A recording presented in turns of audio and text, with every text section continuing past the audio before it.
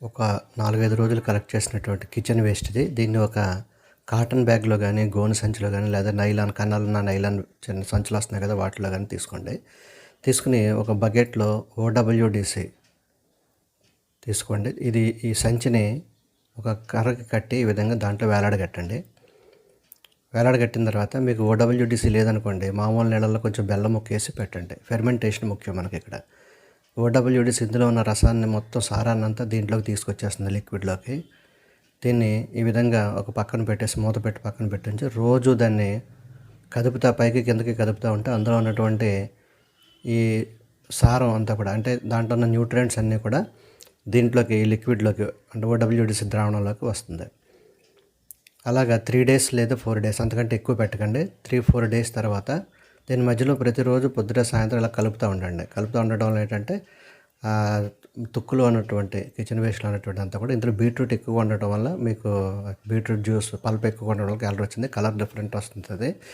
దాన్ని బట్టి ఏం కంగారు పడద్దు.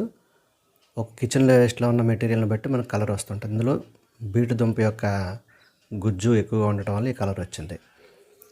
దీంట్లో అన్ని రకాల న్యూట్రియంట్స్ ఉంటాయి. దీన్ని 4వ రోజుని తీసి పక్కన పెట్టి ఆ లిక్విడ్ని వచ్చినటువంటి లిక్విడ్ని 1:10 నిష్పత్తిలో నీటిలో కలిపి మొక్కలకి అన్ని రకాల మొక్కలకి వేసుకోవచ్చు. పెద్ద మొక్కలకైతే 1:5లో వేసుకోండి. చిన్న చిన్న మొక్కలకి లేత మొక్కలకైతే 1:10లో వేసుకొని డైల్యూట్ చేసి చాలా బాగా పనిచేస్తుంది. ఇది మంచి ఎక్సలెంట్ రిజల్ట్స్ ఉంటున్నాయి.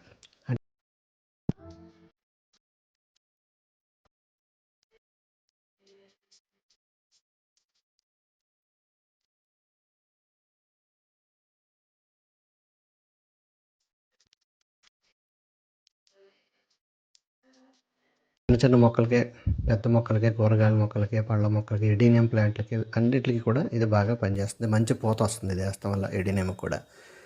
రకరకాల ఇందులో అన్ని రకాల తుక్కు ఉంటుంది కాబట్టి. ఇప్పుడు మనం వదిలేసిన పల్ప్ మళ్ళీ ఇంకొకసారి పెట్టుకోవచ్చు. పెట్టుకుంటే మళ్ళీ దాంట్లో కూడా వస్తుంది. డైల్యూటెడ్ ఫార్మ్ తక్కువ డైల్యూట్ చేసి దాన్ని కూడా వాడుకోవచ్చు. ఈ వీడియో నచ్చినట్టయితే లైక్ చేయండి, షేర్ చేయండి, కామెంట్ చేయండి, సబ్స్క్రైబ్ చేసి పక్కన ఉన్న బెల్ ఐకాన్ నొక్కండి.